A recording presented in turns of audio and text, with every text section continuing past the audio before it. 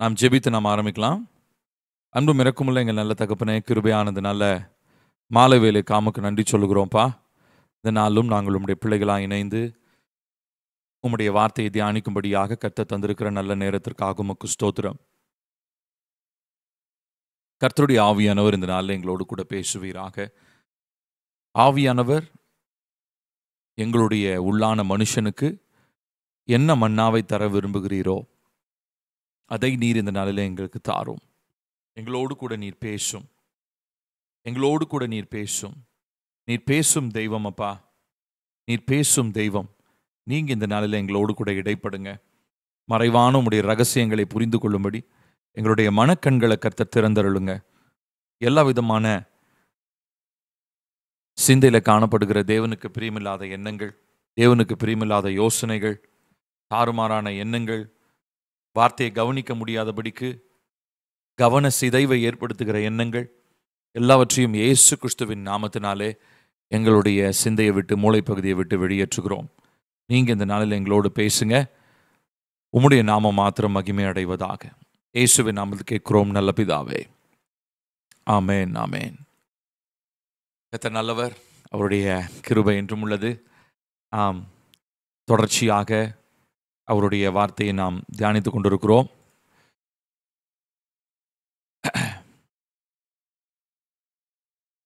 நம்ம மனிதனை குறித்து நாம் பார்த்து கொண்டிருக்கிறோம். மனிதனுடைய செயல்பாடுகள், மானுடவியல், ஆந்த்ரோபாலஜி. ஸோ அதில் நிறைய காரியங்களை நாம் பார்த்து கொண்டே இருக்கிறோம். கடைசியாக நாம் பார்த்தது மனிதனுக்குள்ளாக இருக்கிறதான அந்த திறமையினாலே அவன் எவ்விதமாக அவனுடைய ஆவிக்குரிய சுபாவம், அவனுடைய சரீர பிரகாரமான அந்த சாயல், இதெல்லாமே எப்படி மாற்றப்படுகிறது. ஸோ அதில் 3 காரியங்களை நம்ம பார்த்தோம். ஜஸ்டிஃபிகேஷன், சாங்டிஃபிகேஷன், க்ளோரிஃபிகேஷன் என்று சொல்லி 3 காரியங்களை பார்த்தோம். செக். ஓகே, கேட்குதுங்களா? ஓகே. ஸோ 3 காரியங்களை நம்ம பார்த்தோம். Justification, sanctification, glorification. 3 காரியங்கள். கர்த்தர் நம்மை நீதியாக்குகிறார், அதுக்கப்புறம் நம்மளை பரிசுத்தப்படுத்துகிறார், அதுக்கப்புறம் நம்மை மகிமைப்படுத்துகிறார். இந்த 3 காரியங்களை நம்ம பார்த்தோம். இப்போ அடுத்து நம்ம பார்க்க போகிறது, கர்த்தர் நம்மளை இந்த ஃப்ரீடம், இந்த சுதந்திரத்தை கர்த்தர் நமக்கு கொடுத்துருக்கிறாரு. இதை நம்ம எப்படி நடைமுறைப்படுத்த போகிறோம்? How are we going to implement it? அதை எப்படி, ஏன்னா சுதந்திரத்தை கர்த்தர் கொடுத்துருக்கிறாரு, அதில் பொறுப்பு மறைஞ்சிருக்குன்னு சொல்லி சொன்னேன். அது சும்மானா கர்த்தர் நமக்கு கொடுக்கல, ஏதோ ஒரு பிரயோஜனத்திற்காக கொடுத்துருக்கிறாரு. ஸோ அதை நம்ம எப்படி நடைமுறைப்படுத்துறது அப்படின்றதான் இந்த நாளில் நம்ம பார்க்க போகிறோம்.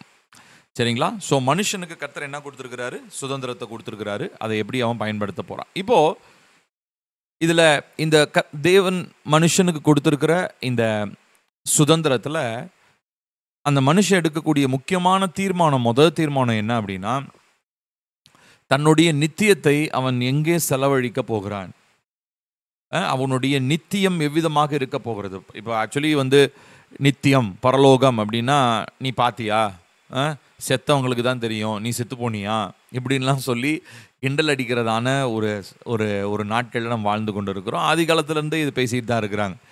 யாருமே செத்து போனவன் சொல்லிட்டோம் நான் நம்புகிறேன், செத்து போனவனே சொன்னாலும் நம்ப மாட்டாங்கன்னு ஏசப்பா சொல்கிறாரு. இன்ஃபேக்ட் நம்ம பைபிளில் வாசிக்கிறோம், இந்த ஆபிரகாம் அந்த ஒரு ஐஸ்வர்யவானும் லாசரும் 2 பேரும், பிச்சைக்காரன் லாசரும், ஐஸ்வர்யவான் மரிச்சிட்டான். அப்போது அந்த ஐஸ்வர்யவான் என்ன பண்ணுறான் அப்படின்னு சொல்லி சொன்னால், நரகத்தில் இருக்கானா. இந்த லாசரு ஆபிரகாமுடைய மடியிலே தேற்றப்படுகிறான் அப்படின்னு சொல்லி பார்க்குறோம்.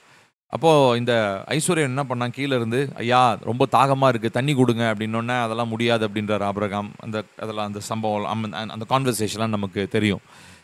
அப்போது கடைசியாக அந்த ஐஸ்வர்யவான் சொல்கிறான், அட்லீஸ்ட்டு யாராவது ஒருத்தரை பரலோகத்திலேருந்து கீழே அனுப்பி அவங்க இந்த மாதிரி இங்கே நித்திய அக்கினியில் இருக்கக்கூடாதுன்றத செய்தியை சொல்லுங்கய்யா, நம்புவாங்க அப்படின்ற உடனே ஆபிரகாம் சொல்கிறாரு, தீர்க்கதரிசிகள் ஊழியக்காரங்களாம் இருக்கிறாங்க, அவங்க பேச்சையே அவங்க கேட்கல அப்படின்னா, செத்து போனதுலேருந்து ஒருத்தன் உயிரோடு போய் பேசினாலும் அவங்க நம்ப மாட்டாங்க அப்படின்னு சொல்லி சொல்கிறாரு. பாருங்களேன், இது ரொம்ப அழகான ஒரு வார்த்தை. ஸோ இந்த நித்தியம் அப்படின்றத செத்து போன ஒருத்தன் தான் சொல்லணுன்றது அவசியம் இல்லை. கர்த்தருடைய ஆவியானவர் ஒரு மனுஷனுக்குள்ளாக சொல்லப்படுகிற தேவ வார்த்தையினுடைய உணர்த்துதலை உண்டாக்கினாலே அதுவே போதும். நித்தியம் என்ன, நித்தியத்தை யாரோடு செலவழிக்க போகிறோம் அப்படின்றத நம்மளால் என்ன பண்ண முடியும், நிதானிக்க முடியும், ஆராய்ந்து பார்க்க முடியும். இப்போது மனுஷனுக்குள்ளே இருக்கிறதான ஒரு பெரிய ஒரு ஒரு ஒரு காரியம் என்னன்னு சொல்லி பார்த்தீங்கன்னா டிப்ரேவிட்டி அப்படின்னு சொல்கிறோம். டிப்ரேவிட்டினா என்னென்னா, மனுஷனுடைய பாவத்தன்மை அவனை தேவனிடத்திலிருந்து பிரித்து விட்டது. இது எங்கே ஆரம்பித்தது? ஆதாம் ஏவாள் காலத்திலிருந்து ஆரம்பித்தது. அங்கேருந்து ஆரம்பித்து அது அப்படியே கொஞ்சம் கொஞ்சமாக அந்த பாவத்தினுடைய அந்த அழுத்தம், பாவம் ஆதாம் ஏவாள் காலத்தில் இருந்தது மாதிரியே இருக்குதா இப்போது? இல்லை, பாவம் இன்னைக்கு பெருகி இருக்கிறது. சின் ஹாஸ் மல்டிப்ளைடு அப்படி தான் சொல்லணும் இல்லையா? பாவம் பெருகினதுனால இப்போ மனுஷன் தேவனிடத்தில் சேருகிறது அப்படின்றது இம்பாசிபிள், முடியாத ஒரு காரியமாக மாறிவிட்டது.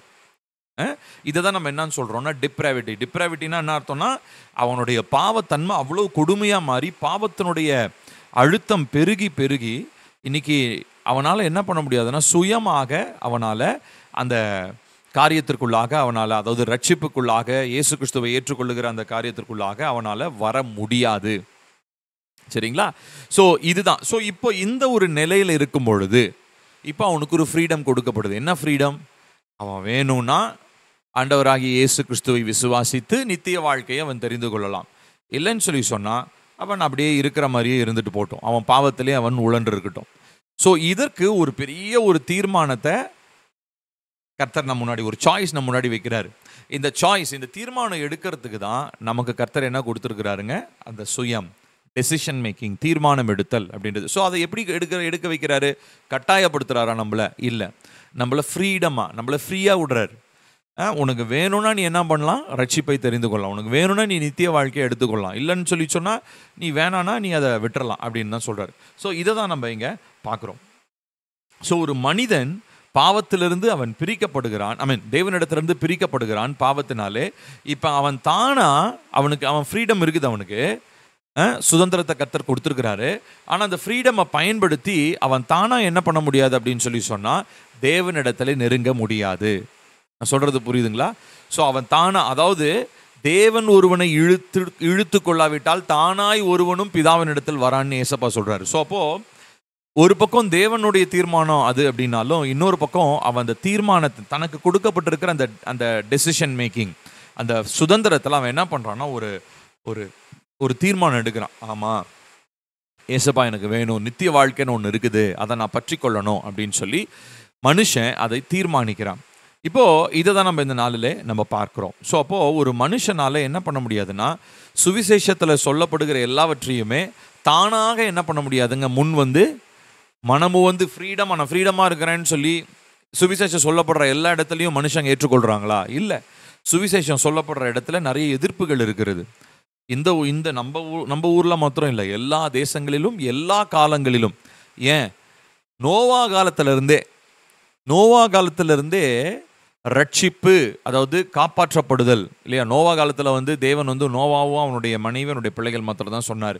ஆனால் கண்டிப்பாக நோவா என்ன, நம்மளுடைய புரிதல் என்னன்னா, நோவா வந்து கண்டிப்பாக மற்றவர்களுக்கு சொல்லியிருப்பார், கண்டிப்பாக இந்த மாதிரி ஒரு அழிவு வரப்போகுதுப்பா, அதுலேருந்து தப்பிச்சு கொள்ளுங்கப்பா அப்படின்னு சொல்லி.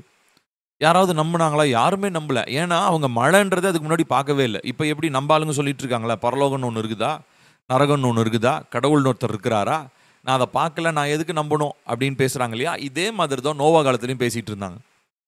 அப்போ திடீர்னு அவங்க எதிர்பாராத ஒரு நேரத்தில் மழை என்னாச்சுங்க, பெய்தது. அவர்கள் எல்லாம் அந்த மழையினுடைய பெரு வெள்ளத்திலே அவர்கள் அழிக்கப்பட்டார்கள். ஸோ அப்போது அந்த டைம்லேருந்து, அதாவது பாவம் மனுஷனுக்குள்ளே நுழைஞ்ச அந்த டைம்லேருந்து இப்போ வரைக்கும் மனுஷன் சுயமான ஒரு தீர்மானம் எடுக்கக்கூடிய ஒரு திறனுள்ள மனுஷனாக இருந்தாலும் அவனால் என்ன பண்ண முடியாது அப்படின்னு சொல்லி சொன்னால், காஸ்பலுக்கு அவனால் ரெஸ்பாண்ட் பண்ணவே முடியாது. சுயமாக அவனால் சுவிசேஷத்திற்கு அவனால் ரெஸ்பாண்ட் பண்ண முடியாது. ஸோ அதுக்கு தான் யார் தேவைப்படுறாரு? பரிசுத்த ஆவியானவர் தேவைப்படுறார்.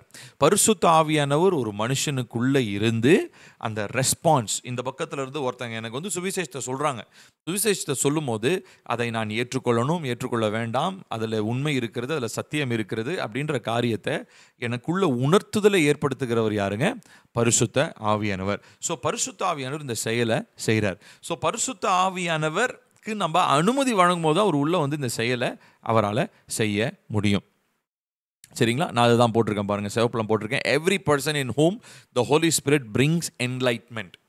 பரிசுத்த ஆவியானவர் ஒரு மனுஷனுக்குள்ள வந்து என்ன பண்றாரு அப்படின்னு சொல்லி சொன்னா, ஒரு வெளிச்சத்தை, ஒரு உணர்த்துதலை தருகிறார். ஆமாப்பா, இவன் சொல்றான் பாரு இந்த சுவிசேஷம், இதை கேளு, இது இயேசுதான் உண்மையான தெய்வம், நரகம் இருக்கிறது, பரலோகம் இருக்கிறது, நித்திய வாழ்க்கைன்னு ஒன்று இருக்கிறது அப்படின்றத பரிசுத்த ஆவியானவர் தான் நமக்குள்ளாக இருந்து தெளிவுபடுத்துகிறார்.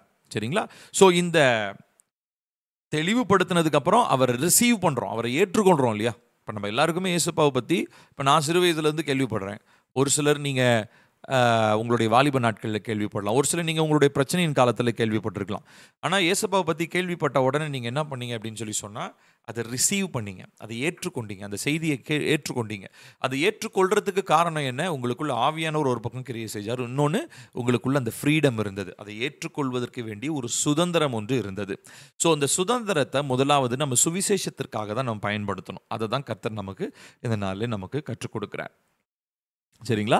ஸோ அப்போது இந்த பரிசுத்தாவியனுடைய உணர்த்துதலுக்கு சுதந்திரம் இருக்குது. அதாவது ஏசப்பாவை பற்றி சொல்லப்படுற சுவிசேஷத்தை ஏற்றுக்கொள்றதுக்கு ஒரு சாய்ஸ் எனக்கு இருக்குது.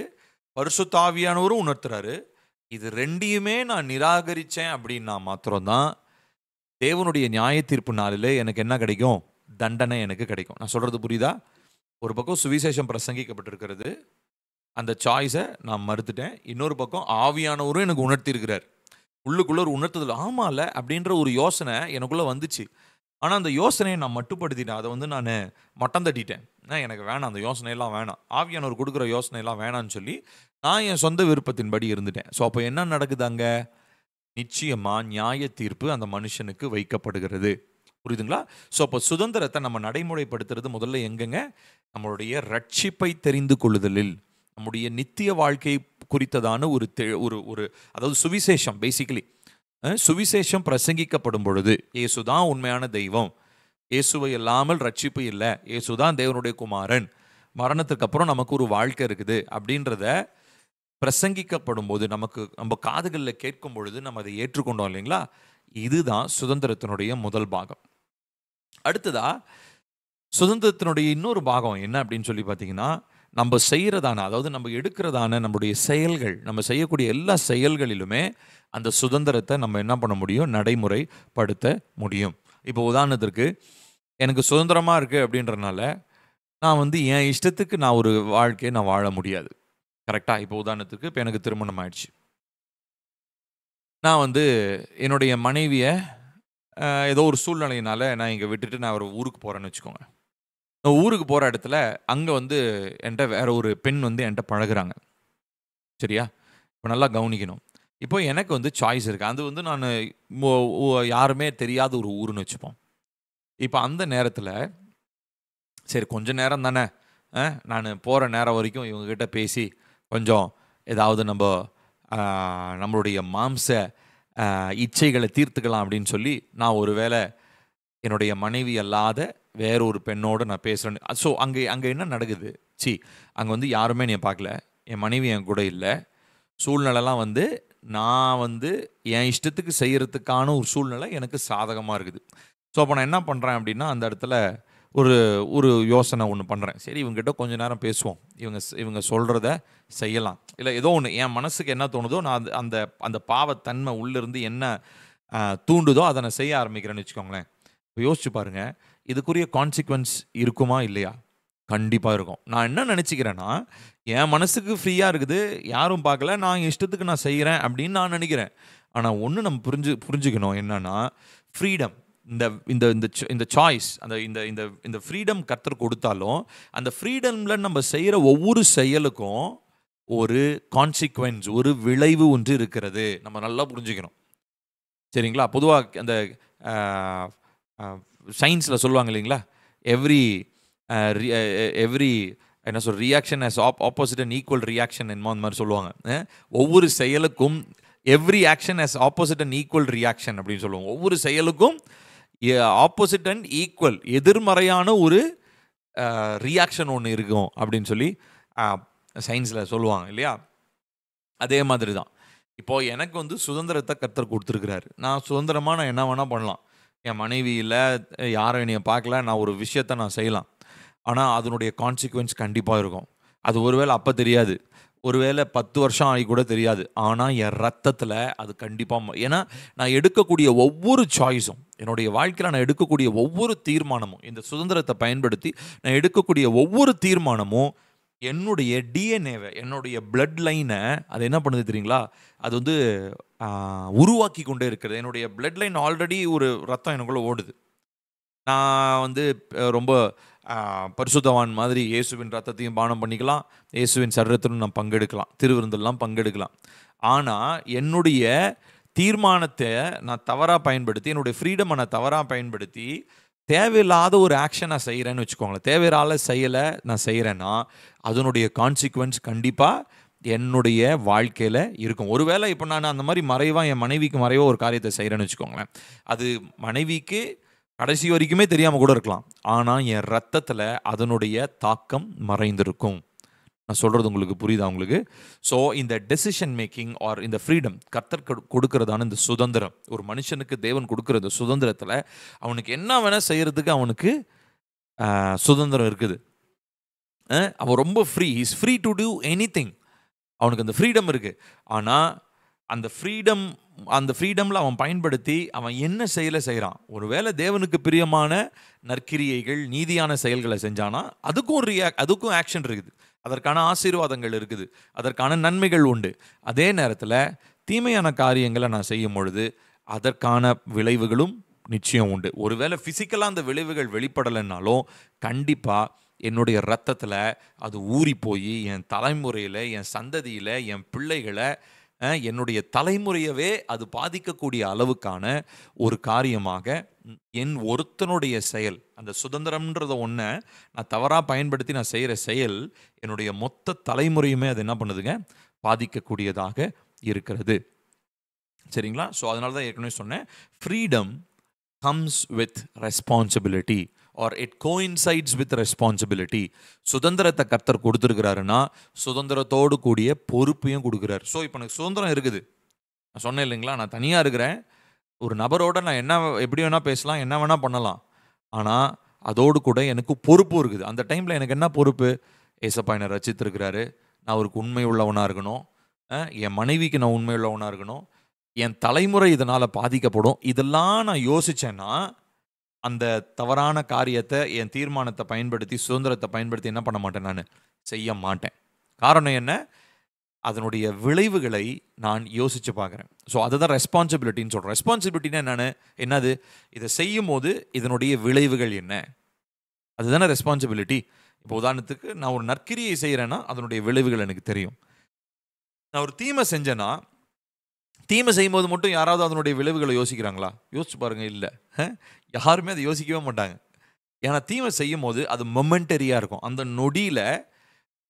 நொடியில் அதை செய்யணும். இப்போ உதாரணத்திற்கு அது திருடுறவனாக இருக்கட்டும், கொலை பண்ணுறவனாக இருக்கட்டும், யாருமே ஐயோ கொலை பண்ணி நான் நரகத்துக்கு போயிடுவேன், ஜெயிலுக்கு போயிடுவேன், எவனா அதை யோசிக்கிறானா? எதுவுமே யோசிக்க மாட்டாங்க. தீமை செய்வதற்கு எதுவுமே யோசிக்க வேண்டிய அவசியமே இல்லை. ஆனால் நன்மை செய்கிறதுக்கு நம்ம என்ன பண்ணுவோம்? யோசிப்போம். நல்லது தான், யோசிக்கிறது நல்லது தான். அப்போ யோசிக்காமல் நம்ம தீமை செய்கிறோம் பார்த்தீங்களா, அதனுடைய விளைவுகள் இருக்கிறதுன்றதே நம்ம என்ன பண்ணிடக்கூடாது, ஒரு நாளும் நம்ம மறந்து விடக்கூடாது. சரிங்களா? ஸோ அப்போது இந்த தேவனுடைய பிள்ளைங்களா, கர்த்தர் நமக்கு இன்னொரு பொறுப்பையும் கொடுத்துருக்கிறாரு. ஸோ அது என்ன அப்படின்னு சொன்னால், நம்முடைய தினசரி வாழ்க்கையில் இந்த மாதிரி செயல்களுக்கெல்லாம் நம்ம பொறுப்பாளின்னு சொன்னோம் இல்லையா, அந்த மாதிரி தேவனுக்கு சாட்சியாக இருக்கிற ஒரு பெரிய பொறுப்பையும் கர்த்தர் நமக்கு கொடுத்துருக்கிறார். It is a greatest call, or probably I would say it is the primary call for any person who follows Jesus. இயேசுவை பின்பற்றுகிற மனிதனுக்கு பிரதானமாக இருக்கக்கூடிய ஒரு அழைப்பு என்ன தெரியுமா? சாட்சியாக இருத்தல், இயேசுவை வெளிப்படுத்துகிற சாட்சி. ஊழியம் செய்கிறது, இப்போ நான் பாஸ்டராக இருக்கிறேன், டீச்சராக இருக்கிறேன், அதாக இருக்கிறேன், இதாக இருக்கிறேன், பிஸ்னஸ் மேனாக இருக்கிறேன், ஸ்டூடெண்ட்டாக இருக்கிறேன், இதெல்லாம் செகண்டரி தான், ரெண்டாவது தான் இதெல்லாம். ஆனால் முதல்ல நமக்கு இருக்கிறது இந்த ஃப்ரீடமில், கர்த்தர் கொடுத்துருக்கிற இந்த சுதந்திரத்தில் நான் முதல்ல செய்யக்கூடிய ஒரு பெரிய பொறுப்பு என்னன்னா, ஐ ஆம் அ விட்னஸ் ஃபார் ஜீசஸ். இயேசுவுக்கான ஒரு சாட்சியாக நான் வாழுகிறேன்.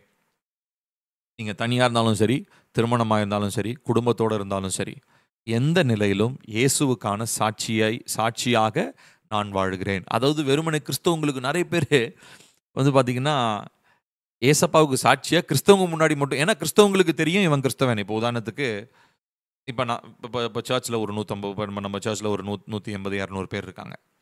சரியா? உங்க எல்லாருடைய கண்ணுக்கு முன்னாடி நான் சாட்சியாய் வாழ்வது போல வாழ்ந்துட்டு, ஏசப்பா பற்றி தெரியாதவங்க இல்லை சர்ச்சுக்கு வராதவங்க அவங்களுக்கு முன்னாடி ஏன் இஷ்டத்தின்படி நான் வாழ்ந்தேன் அப்படின்னா, அது பேர் என்ன தெரியுங்களா? அது பேர் தான் மாய்மாலம், ஹிப்போக்ரஸி அப்படின்னு சொல்கிறோம். அவங்கள தான் ஏசப்பா பயங்கரமாக திட்டுறாரு. வெள்ளை அடிக்கப்பட்ட கல்லறைகளே அப்படின்லாம் திட்டுறாரு பயங்கரமாக. ஏன்னா அவங்க மாய்மாலக்காரங்க. பரிசுத்தவான்கள் முன்னாடி ஒரு மாதிரியும், பரிசுத்தவான்கள் இல்லாமல் பாவிகளோடு இருக்கும்போது அவங்களோட ஒரு மாதிரியும் இருக்கிறதான ஒரு வாழ்க்கை.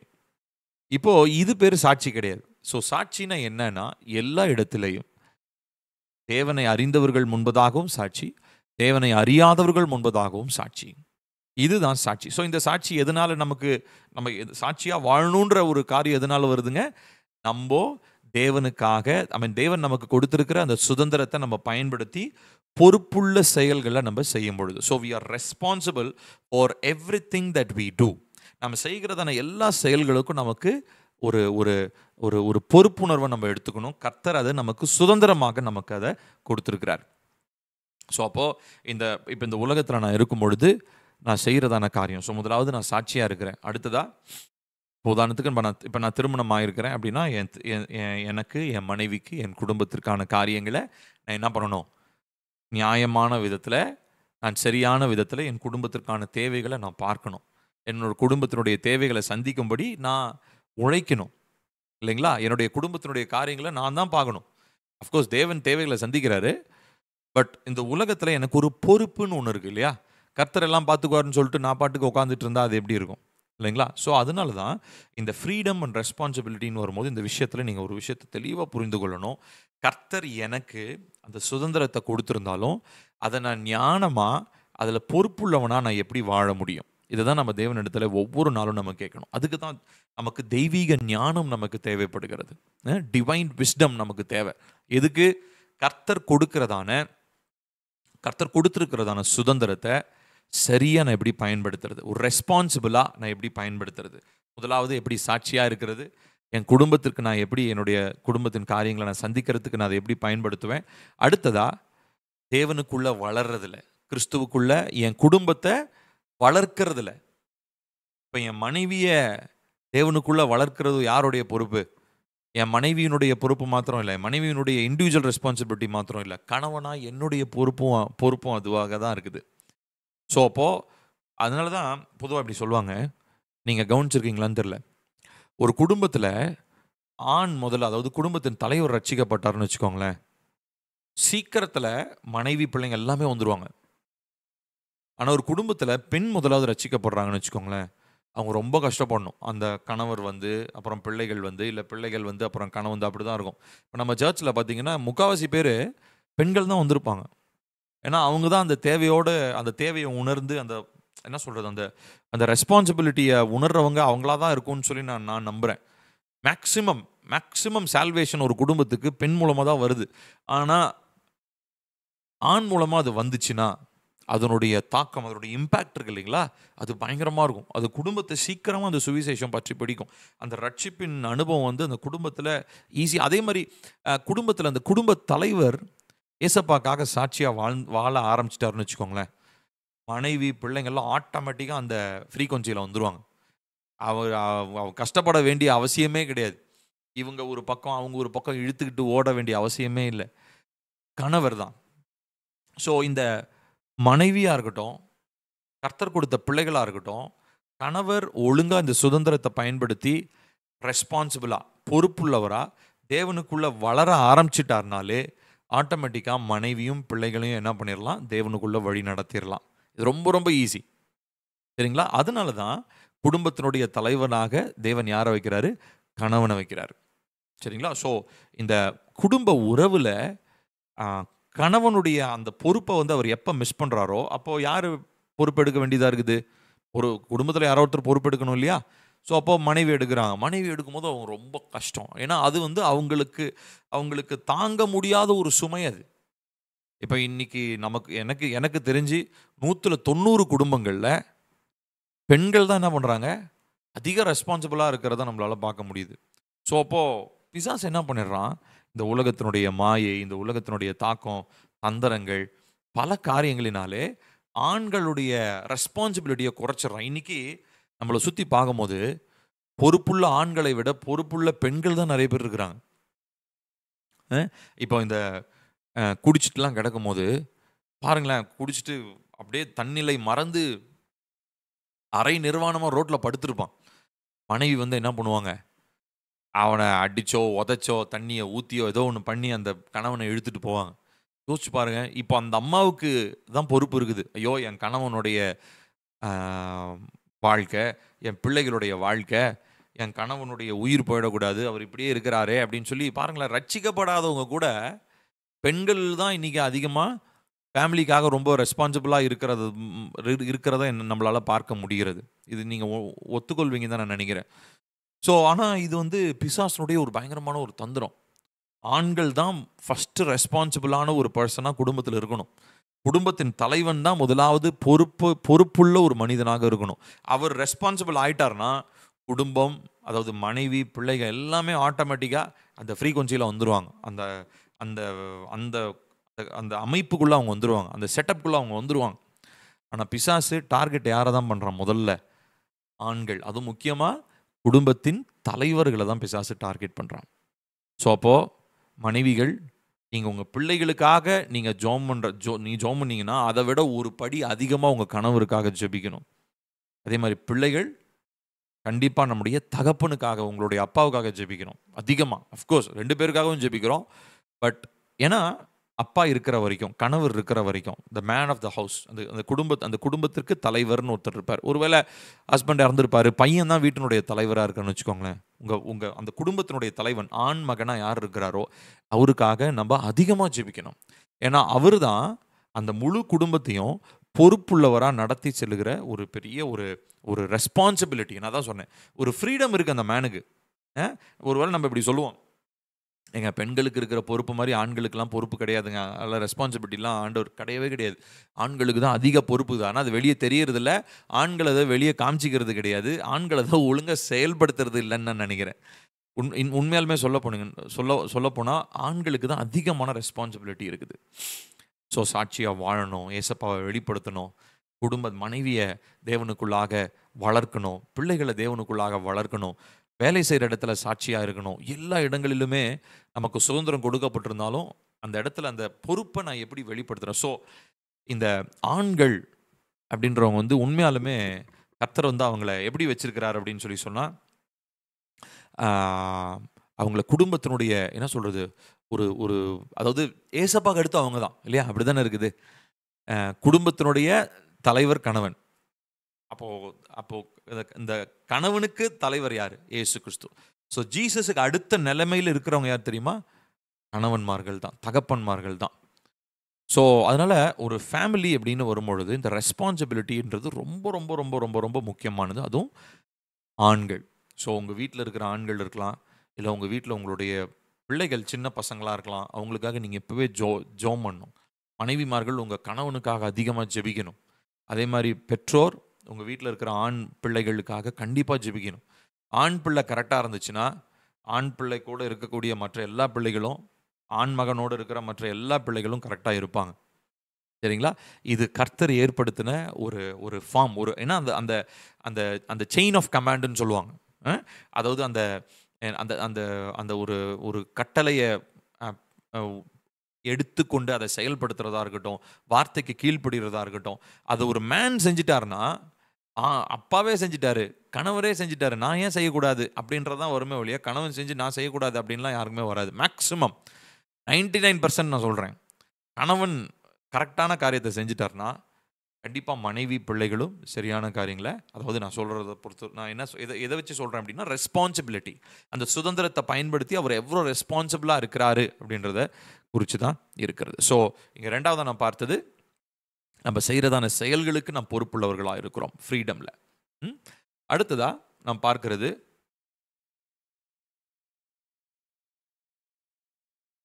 ஃப்ரீடம். இந்த சுதந்திரம் அப்படின்றது அளவு கடந்த ஒரு வாய்ப்புகளை நமக்கு ஏற்படுத்துகிறது. Vast possibilities.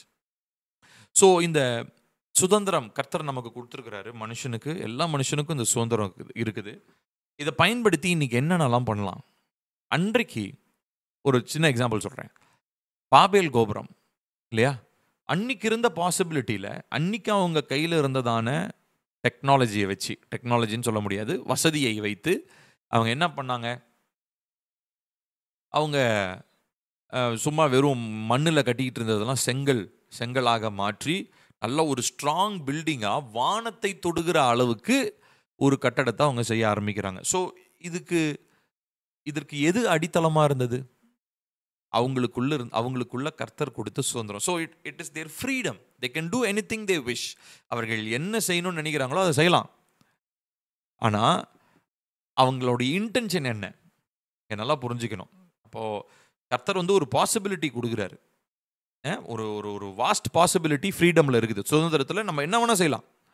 ஆனால் அதை செஞ்சு நான் என்ன சாதிக்க போகிறேன்? இப்போ இந்த பாபேல் கோபுரம் கட்டின அந்த மனிதர்களுக்கு என்ன சாதனை, என்ன யோசனை, இன்டென்ஷன்?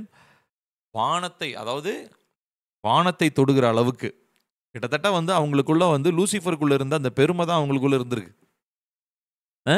வானத்தை, அதாவது அவர் உன்னதத்தில் இருக்கிறாரு, வானத்தில் இருக்கிறாரு, அவரையே தொடர அளவுக்கு, அவரிடத்துல போய் ரீச் பண்ணுற அளவுக்கு நம்ம அவ்வளோ பெரிய பில்டிங் கட்டணும்டா அப்படின்ற மாதிரி அவங்க யோசிச்சிருக்கிறாங்க.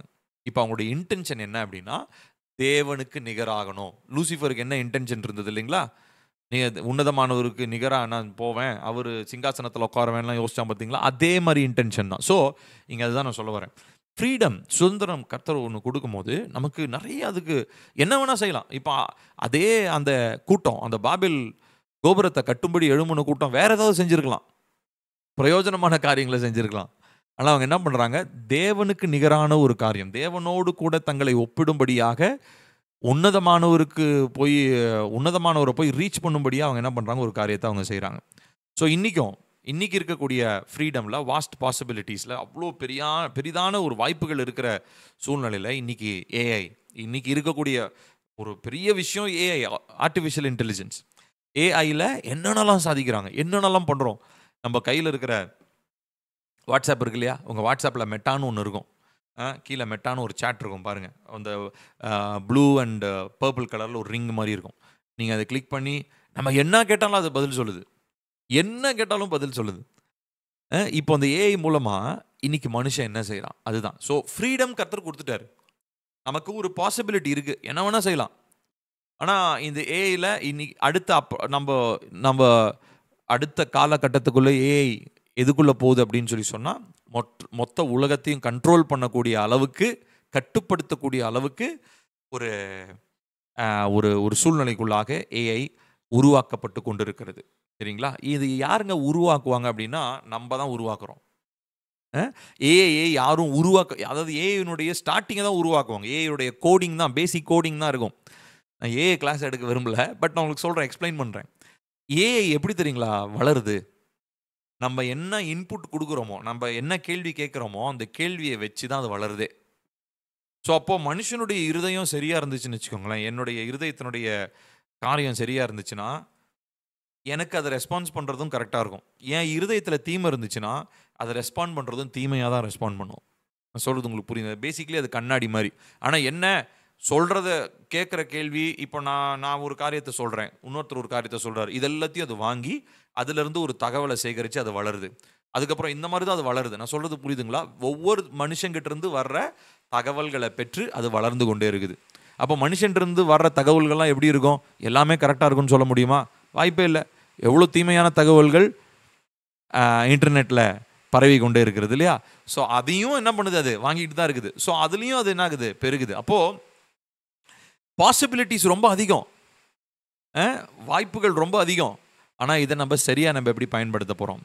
இன்னைக்கு அடுத்த அவங்க ப்ரெடிக்ட் பண்ணுற, அதாவது அடுத்த ஏஐ எப்படி மாறப்போகுதுன்னா, காட் ஏஐ ஒன்று மாறப்போகுது. காட் ஏஐ இப்போ இருக்கிற வளர்ச்சியில் மாறுனுச்சு அப்படி போகுது அப்படின்னு சொன்னால் 2050 2050 அப்படின்னா இன்னும் கரெக்டாக 25 வருஷத்தில் அதாவது ஒட்டுமொத்த உலகத்தையும் ஏஐ தான் கண்ட்ரோல் பண்ணும் அப்படின்றத இன்னைக்கு ப்ரெடிக்ட் பண்ணுறாங்க. ரீசன் என்ன? மனுஷனுக்கு கொடுக்கப்பட்டிருக்கிறதான அந்த வாஸ்ட் பாசிபிலிட்டி, அவ்வளவு அளவு கடந்த ஒரு வாய்ப்புகள் கொடுக்கப்பட்டிருக்குது, சுதந்திரம் கொடுக்கப்பட்டிருக்கிறது. அதை பயன்படுத்தி அவன் என்ன செய்கிறான்? ஸோ இதே ஏஐ பயன்படுத்தி நம்ம நல்ல காரியங்களும் நம்ம செய்யலாம். ஆனால் இன்னைக்கு மனுஷனுக்கு வெறும் நல்ல காரியங்களுக்காக மாத்திரமா அதை பயன்படுத்துகிறான் இல்லை, எவ்வளோ தீமை நடக்குது இல்லைங்களா? இப்போ பேசிக்கலி ரீசெண்டாக கூட நீங்கள் நியூஸ் கேள்விப்பட்டிருப்பீங்க.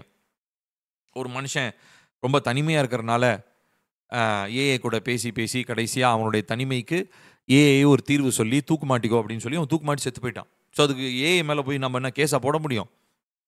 ஸோ ரீசன் என்ன பாருங்க, மனுஷனுடைய இருதயத்தில் என்ன இருக்குதோ அதுதான் அங்கே ரிஃப்ளெக்ட் ஆகுது. என்னுடைய இன்டென்ஷன் சரியாக இருந்ததுன்னா பாசிபிலிட்டிஸ் நிறைய இருக்குது.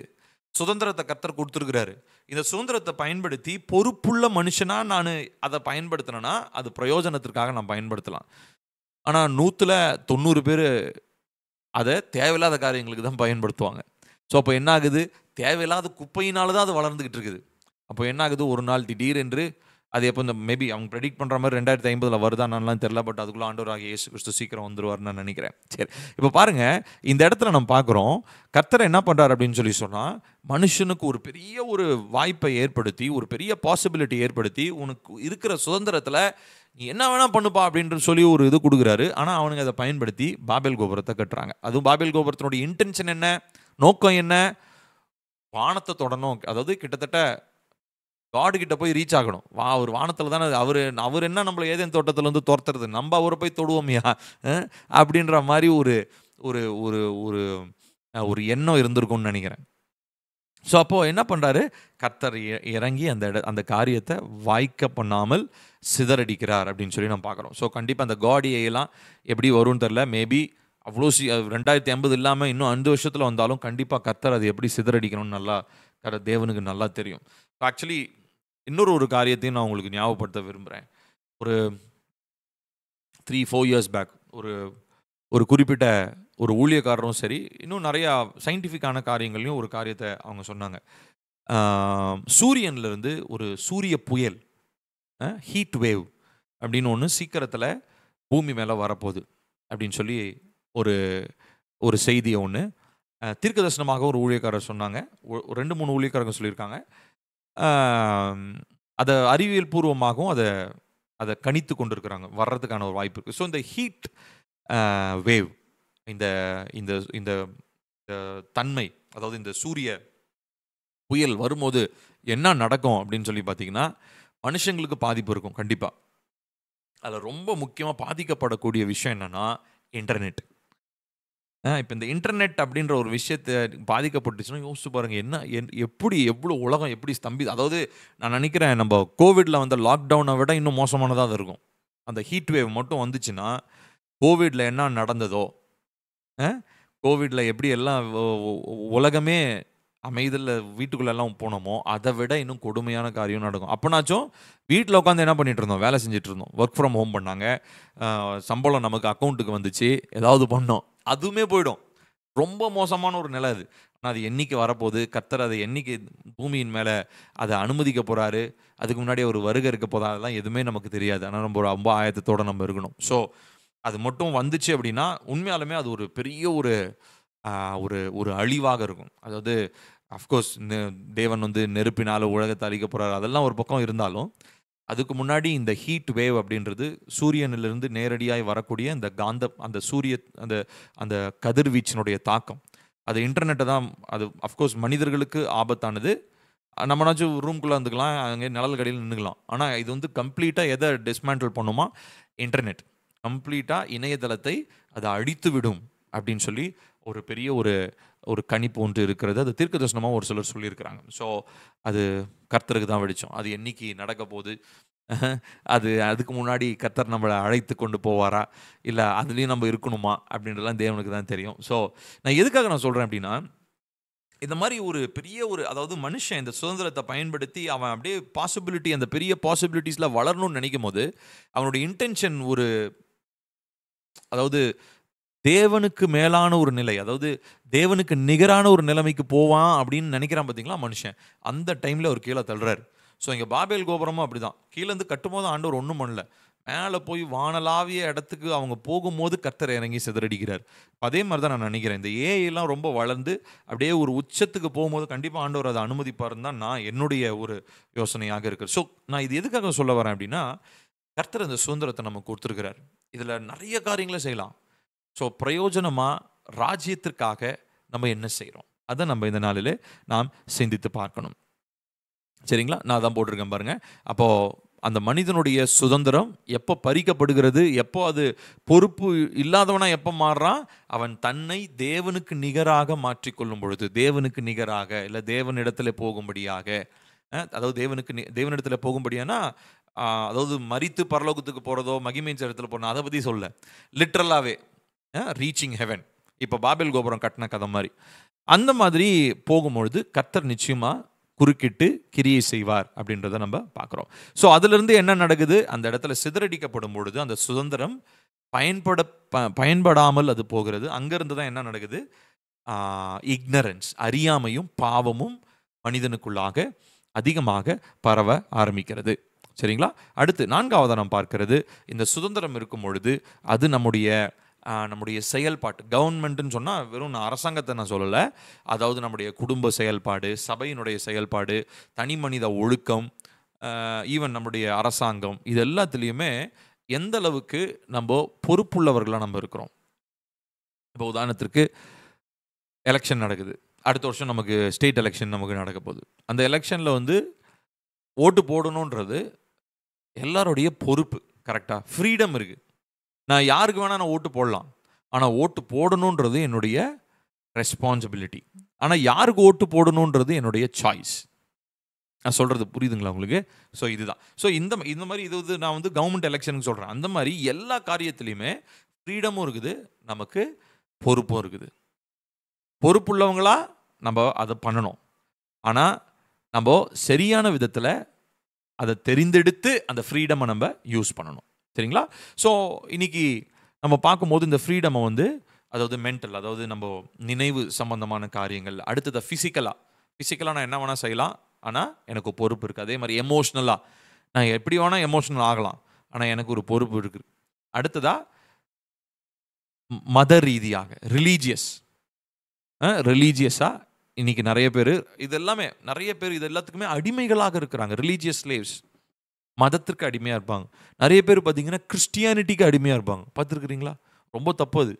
பவுல் அதை எதிர்க்கிறாரு. கிறிஸ்தவத்திற்கு நாம் அடிமைகள் அல்ல, நம்ம ஏசப்பாக்கு தான் அடிமை, கிறிஸ்தவத்திற்கு அடிமைகள் அல்ல. ரெண்டுக்கும் வித்தியாசம் இருக்கு இல்லையா? கிறிஸ்தவத்துக்கு அடிமைன்னா நம்ம என்ன பண்ணுவோம் தெரியுமா? ஆமாம், அதாவது சர்ச்சில் அப்படி இருக்கணும் இப்படி இருக்கணும் அப்படின்னு சொல்லி லீகலிசம் பயங்கரமாக பேச ஆரம்பிச்சிருவோம். சர்ச்சில் ஏதாவது ஒன்று கொஞ்சம் இதானாலும் பயங்கரமாக டென்ஷன் ஆகும். நமக்கு ஒரு அனுசரணை இருக்காது, நம்ம மன்னிக்கிற சுபாவம் இருக்காது, ஒரு காரியத்தை நம்மளால் பொறுத்து கொள்ள முடியாது, ஜெபிக்கிறதுக்கான ஒரு பொறுமை இருக்காது, நம்ம மூக்க நுழைச்சி நம்மளா போய் ஒரு விஷயத்தை மாற்றிடணும்னு நினைப்போம். காரணம் என்ன தெரியுங்களா? நம்ம ஏதோ ஒரு காரியத்திற்கு அடிமையாக இருக்கிறோம். அந்த அடிமைப்படுத்தப்பட்டனால அது என்னை கட்டுப்படுத்துது. நிறைய நேரங்களில் நிறைய பெரிய பெரிய சர்ச்சஸில் நான் பார்க்கறது உண்டு. அதனால தான் நான் எப்பயுமே வந்து பெரிய சபைகளுக்கு போகும்படி மக்களுக்கு நான் ஊக்கப்படுத்துவதும் இல்லை. அந்த மாதிரி இடங்கள்ல இருந்து மக்கள் சின்ன சின்ன சபைகள், அந்த சபைகளுக்கு தான் போகணும்னு சொல்லி நான் எப்பயுமே என்கரேஜ் பண்ணுவேன். காரணம் என்ன அப்படின்னா, நிறைய பெரிய சர்ச்சஸ் இருக்கும்பொழுது என்ன ஆகும் அப்படின்னா, அங்கே லீகலிசம் அதிகமாக இருக்கும். அங்கே நம்மளை யாரும் கண்டுக்க மாட்டாங்க, நம்மளும் யாரையும் கண்டுக்க வேண்டியதில்லை, போனோமா வந்தோமான்னு இருக்கோம் அப்படின்னு இருக்கிறவங்க தான் பொதுவாக அந்த சிட்டிஸ்லாம் பாருங்கள், யாரையும் கண்டுக்க மாட்டாங்க. பக்கத்தில் இருக்கிறவன் யார் ஸ்தோத்திரம் கூட சொல்ல மாட்டான், போவான் இவன் பாட்டுக்கு ஆராய்ச்சிட்டு வந்துட்டே இருப்பாங்க. ஸோ இது ஒரு பொறுப்பற்ற தன்மையாக நான் உணர்கிறேன். ஆண்டவராகிய இயேசு கிறிஸ்துவை அறிந்த ஒரு விசுவாசியா, ஒரு சீஷனா ஒரு ஆலயத்துக்கு போகும்போது பரிசுத்தவான்கள் எல்லாரையும் நம்ம அறிஞ்சிருக்கணும். நம்ம கூட இருக்கிறவங்க எல்லாருக்கும் அவங்களுக்கு பார்த்தீங்கன்னா வணக்கத்தோடு அவங்களுக்கு வணக்கம் செலுத்துங்க அப்படின்றார். Wish one another with a holy kiss அப்படின்னு சொல்றாரு. அவங்கள வாழ்த்துங்க, சகோதர சகோதரிகளை வாழ்த்துங்கன்றார். ஆனால் இன்னைக்கு சர்ச்சில் போய் எங்கே வாழ்த்துறத பெரிய சர்ச்சஸில் எங்கே பார்க்க முடியுதா உங்களால்? முடியவே இல்லை. ஆனால் பாருங்கள், இன்னைக்கு சபையினுடைய வளர்ச்சி, ஒரு சபையில் 2000 பேர் கூடுறாங்க, 5000 பேர் வராங்க. இதெல்லாம் சும்மா இன்னைக்கு உலகத்தை ஏமாத்துகிறதான ஒரு காரியம். ஸோ எப்பயுமே பெரிய சர்ச்சஸ்க்கு நம்ம போகக்கூடாது. உண்மையாக நான் சொல்கிறேன், பெரிய சர்ச்சஸ் ஊழியக்காரங்க கோச்சிக்கிட்டாலும் பரவாயில்ல. உண்மை அதுதான். ஏன்னா பெரிய சபைகள் இருக்கும் பொழுது பொறுப்புணர்வு நமக்கு ரொம்ப ரொம்ப கம்மியாயிடும். நமக்கு ரெஸ்பான்சிபிலிட்டியே இருக்காது. பாஸ்டருக்கும் ரெஸ்பான்சிபிலிட்டி கம்மி. ஏன்னா அவர் வருவார், பிரசங்கம் பண்ணிட்டு போயிட்டே இருப்பார். கேட்டா கேளு, கேட்காட்டி போ. அதே சின்ன சபையினுடைய போதகரை கொஞ்சம் கவனிச்சு பாருங்க, ரொம்ப பொறுப்பாக இருப்பார் அவர். ஒவ்வொரு ஆத்துமாவையும் அக்கறையோட பார்ப்பார். இவங்க ஏன் வந்தாங்க, ஏன் வரல அப்படின்னு பார்ப்பாரு. இவங்க இந்த பிரசங்கத்துக்கு எப்படி ரியாக்ட் பண்ணுறாங்க, இந்த பிரசங்கம் அவங்களுக்கு எப்படி கிரியை செஞ்சதுன்னு அவங்க யோசிச்சு பார்ப்பாங்க. இதுதான் சின்ன சபையில் நடக்கக்கூடிய காரியம். ஸோ அதனால தான் இந்த சின்ன இடங்கள் எப்பயுமே அந்த காம்பேக்டான இடங்களில் ஃப்ரீடம் அண்ட் ரெஸ்பான்சிபிலிட்டி கரெக்டாக இருக்கும். சரிங்களா? அதனால் எப்பயுமே நம்ம நடைமுறைப்படுத்தணும். ஸோ அதுதான் நாங்கள் சொல்கிறேன். ஸோ நிறைய இடங்களில் நம்ம அடிமைப்பட்டவர்களாக இருக்கும் பொழுது சுதந்திரத்தை நம்ம பயன்படுத்த முடியாது. சரிங்களா? அப்போது எந்த இடத்துல நம்மளை ஒருத்தங்க அடிமைப்படுத்துகிற மாதிரி நம்ம உணர்கிறோமோ அந்த இடத்துல என்ன நடக்குது தெரியுங்களா? நமக்குள்ளே இருந்து திடீரென்று ஒரு ஒரு ஒரு ஒரு என்ன சொல்கிறது, ஒரு வெறி ஒன்று வருது. என்னடா இவ்வளோ நாள் அடிமையாக இருக்கிறோம், பொறுத்தது போதும், பொங்கி எழு அப்படின்ட்டு அவங்க புரட்சி பண்ண ஆரம்பிச்சிருவாங்க. இந்த மாதிரி பெரிய சபைகளில் நான் நடந்திருக்கிறத நான் பார்க்கணும். வெறும் நான் சர்ச் ஒரு எக்ஸாம்பிள் எனக்கு தெரிஞ்ச எக்ஸாம்பிளை நான் சொல்கிறேன். இந்த மாதிரி பல எக்ஸாம்பிள்ஸ் இருக்கும் இல்லையா? எந்தெந்த இடங்கள்லாம் சுதந்திரத்தை பயன்படுத்தி மக்கள் வளரணும்னு நினச்சாங்களோ அந்த இடத்துல வளர்ந்து அவங்க என்ன ஆயிருப்பாங்க, ஒரு குறிப்பிட்ட லெவல் போனோன்னே ஒரு ஸ்லேவரி ஆயிரும். ஸ்லேவரி ஆன உடனே அப்புறம் அங்கேருந்து என்ன பண்ண ஆரம்பிப்பாங்க, அங்கேருந்து பயங்கரமாக போர்க்கொடி பிடிச்சி பயங்கரமாக எதிர்ப்பாங்க இல்லையா? ஸோ பேசிக்கலி நம்ம எங்கே பார்க்குறோம் அப்படின்னா எகிப்தில் பார்க்குறோம். எகிப்தில் நல்லா ஃப்ரீயாக தான் இருந்தாங்க இல்லையா? இஸ்ரவேலர்கள், யாக்கோபனுடைய சந்ததியர் ஃப்ரீயாக தான் இருந்தாங்க. ஆனால் கொஞ்சம் வளர வளர வளர வளர வேற ஒரு ராஜா வந்ததுக்கப்புறம் இவங்களை என்னவா மாற்றிட்டாங்க, அவங்கள அடிமையாக மாற்றிட்டாங்க. ஸோ இப்போ இந்த அடிமைத்தனத்திலிருந்து அவங்க தேவனை நோக்கி என்ன பண்ணுறாங்க, அவங்க கூப்பிடுகிறத நம்ம பார்க்குறோம். ஸோ அப்போது எல்லா மனுஷனுக்குள்ளேயுமே இந்த விடுதலையை கர்த்தர் சுதந்திரத்தை கர்த்தர் கொடுத்துருக்கிறாரு. ஆனால் அதை பொறுப்புள்ளவனாய் அந்த மனிதன் பயன்படுத்துகிறானா அப்படின்றத நம்ம இந்த நாளிலே ஆராய்ந்து பார்க்கணும். சரிங்களா? ஒரு சில வசனங்களை பார்த்து நாம் நிறைவு செய்ய போகிறோம். இப்போ இந்த தேவ பிள்ளைக்கு, தேவனுடைய மகனுக்கு, மகளுக்கு கர்த்தர் கொடுத்திருக்கிற இந்த சுதந்திரத்தை ஒரு மனுஷன் எப்படி பயன்படுத்துறான், அவன் பயன்படுத்தும் பொழுது அவனிடத்துல என்ன உருவாகுது, அந்த சுதந்திரத்தை சரியா அவன் பயன்படுத்தி அதில் இருக்கிறதான பொறுப்புகளை அவன் உணர்ந்து கொள்ளும் பொழுது என்ன நடக்கிறது அப்படின்றத இங்க யோவான் அழகா சொல்லுகிறத நம்ம பார்க்கிறோம். வாசிக்கலாமா? 1 யோவான் 3வது அதிகாரம் 2-3 வசனங்கள். 1 யோவான் 3வது அதிகாரம். பிரியமானவர்களே, இப்பொழுது தேவனுடைய பிள்ளைகளாய் இருக்கிறோம், இனி எவ்விதமாய் இருப்போம் என்று இன்னும் வெளிப்படவில்லை. ஆகிலும் அவர் வெளிப்படும் போது அவர் இருக்கிற வண்ணமாகவே நாம் அவரை தரிசிப்பதினால் அவருக்கு ஒப்பாயிருப்போம் என்று அறிந்திருக்கிறோம். அவர் மேல் இப்படிப்பட்ட நம்பிக்கை வைத்திருக்கிறவன் எவனும் அவர் சுத்தமுள்ளவராய் இருக்கிறது போல தன்னையும் சுத்திகரித்து கொள்ளுகிறான். 2 வசனத்தையும் சேர்ந்து நிதானமாக நம்ம வாசிக்க போகிறோம். பிரியமானவர்களே, இப்பொழுது தேவனுடைய பிள்ளைகளாய் இருக்கிறோம், இனி எவ்விதமாய் இருப்போம் என்று இன்னும் வெளிப்படவில்லை. ஆகிலும் அவர் வெளிப்படும் போது அவர் இருக்கிற வண்ணமாகவே நாம் அவரை தரிசிப்பதனால் அவருக்கு ஒப்பாயிருப்போம் என்று அறிந்திருக்கிறோம். அவர் மேல் இப்படிப்பட்ட நம்பிக்கை வைத்திருக்கிறவன் எவனும் அவர் சுத்தமுள்ளவராய் இருக்கிறது போல தன்னையும் சுத்திகரித்து கொள்ளுகிறான். இப்போ நாங்கள் அதுதான் நான் சொல்ல விரும்புகிறேன். என்ன அப்படின்னா, ஒரு மனுஷன் தான் யாருன்றதை புரிஞ்சுக்கிறான். தனக்கு கொடுக்கப்பட்ட சுதந்திரம் என்ன, சுதந்திரத்தோடு கூட பொறுப்பு இருக்குன்றதை புரிஞ்சுக்கிறான். இப்போ இதை புரிந்து கொண்டு அவன் என்ன பண்ணுறான்னா, வெளிப்பட போகிறதான இயேசுவை பற்றி கேள்விப்படுறான். இயேசுவை நேரில் பார்க்க போகிறான். ஒன்று மரணத்திலேயோ இல்லை வருகையிலேயோ. ஸோ அவரை பார்க்கும் பொழுது அவர் போல நம்ம மாற்றப்படுவோம். ஆனால் அதுக்கு முன்னாடி நம்ம செய்ய வேண்டிய காரியம் ஒன்று சொல்கிறார் யோவானு. இப்படிப்பட்ட நம்பிக்கை வைத்திருக்கிறவன் எவனும் அவர் சுத்தமுள்ளவராய் இருக்கிறது போல தன்னையும் சுத்திகரித்து கொள்ளுகிறான். இப்போ இதுதான் நான் உங்களுக்கு சொல்ல விரும்புகிறேன். இப்போ இந்த ஃப்ரீடம் இருக்குது. ஆனால் இந்த ஃப்ரீடமோட கூட எனக்கு இருக்கிற ரெஸ்பான்சிபிலிட்டி என்ன தெரியுங்களா? இயேசுவை போல நாம் மாறணும். ஸோ இந்த அழைப்பு, இந்த சுவிசேஷத்தை கேட்டு ரட்சிக்கப்பட்டு தேவனுக்குள்ளே தேவனுடைய அழைப்பை பெற்று தெரிந்து கொள்ளுதலை உணர்ந்து கொண்டு இதெல்லாம் செஞ்சு, ஒருவேளை நீங்கள் ஒரு வேலை செய்கிறவங்களா இருக்கலாம், ஊழியக்காரங்களா, ஏதோ தேவனுடைய ராஜ்யத்தில் ஒரு பங்குள்ளவர்களாக இருக்கிறோம் இல்லையா? அல்டிமேட்டாக இந்த தேவனுடைய ராஜ்யத்தில் சுதந்திரம் கொடுக்கப்பட்டிருக்கிறதுக்கான ரீசன் காரணம் என்னன்னா, இந்த ரெஸ்பான்சிபிலிட்டி ஒன்று இருக்கு. என்ன ரெஸ்பான்சிபிலிட்டியா? நான் இயேசுவை போல மாறணுமா. இப்போ பாருங்க, அப்போ தேவனுடைய பிள்ளையா நல்லா கவனிக்கணும். ஹியூமன் பீயிங் நம்ம ஃபர்ஸ்ட் மனுஷன். அடுத்ததா ஏசப்பாவோட ரத்தத்தினால மீட்கப்பட்ட ரட்சிக்கப்பட்ட விசுவாசி, இயேசுவனுடைய சீடன்னு சொல்லுவோம். அடுத்ததா ரட்சிக்கப்பட்டு சர்ச்சுக்கு வரோம், சபையில் அங்கமாக இருக்கிறோம். அடுத்தது முக்கியமாக கர்த்தர் நமக்கு சுதந்திரம் கொடுத்துருக்கிறாரு. நம்ம வாழ வேண்டிய வாழ்க்கை குறித்து ஜாக்கிரதையாக இருக்கணும், எடுக்கக்கூடிய தீர்மானங்கள் குறித்து ஜாக்கிரதையாக இருக்கணும். ஏன்னா நமக்கு ரெஸ்பான்சிபிலிட்டி, பொறுப்பு இருக்குதுன்னு புரிஞ்சுக்கிறோம். அடுத்து ரொம்ப முக்கியமானது, இதெல்லாம் எதுக்கு கர்த்தர் கொடுக்குறாரு? ஆப்வியஸாக இந்த பூமியில் இயேசுவை நான் வெளிப்படுத்துவதற்கும் இயேசுவை போல நான் மாற்றப்படுவதற்காகவும் தான் இந்த சுதந்திரம் தேவ பிள்ளையாக எனக்கு கொடுக்கப்பட்டிருக்குது. நான் சொல்கிறது புரியுதுங்களா? ஒருவேளை ஏசப்பாவை போல மாறணுன்றது நம்ம நம்மளால் முடியாத காரியம் நம்ம நினைப்போம். ஏங்க ஏசப்பாலாம் எவ்வளோ பரிசுத்தர், அவர் மாதிரிலாம் யாருங்க மாற முடியும்? நிறைய பேர் அப்படி தான் சொல்லுவாங்க. People think that it is impossible to be transformed like Jesus. இயேசுவை போல உருமாற்றப்படுதல் கஷ்டம்னு நினைக்கிறாங்க. ஆனால் கிடையாது. இயேசுவை போல நாம் மாற்றப்பட முடியும். நாளுக்கு நாள், ஒரே நாள் இல்லை. அது பேர் தான் பரிசுத்தமாகுதல் இல்லைங்களா? நான் சொன்னேன் இல்லைங்களா? முதலாவது நீதியாக்கப்படுதல், பரிசுத்தமாக்கப்படுதல், மகிமையாக்கப்படுதல் அப்படின்னு சொல்லி 3 காரியங்களை நம்ம பார்த்தோம். ஸோ இதில் பரிசுத்தமாகுதல் அப்படின்றது தான். ஸோ அது நாளுக்கு நாள் அவருக்குள்ளாக நம்ம என்ன பண்ணுறோங்க? நாம் வளர்ந்து கொண்டே நாம் இருக்கிறோம். சரிங்களா? சரி, இந்த காரியத்தை நம்ம பார்த்து நம்ம முடிக்க போகிறோம். ஸோ இந்த ஸ்லைடை நான் உங்களுக்கு அனுப்பிடுறேன். ஆக்சுவலி கரெக்டாக 7 மணிக்கு நம்ம பைபிள் ஸ்டடி ஆரம்பிக்கும் போதே மழை ஆரம்பிச்சிருச்சு.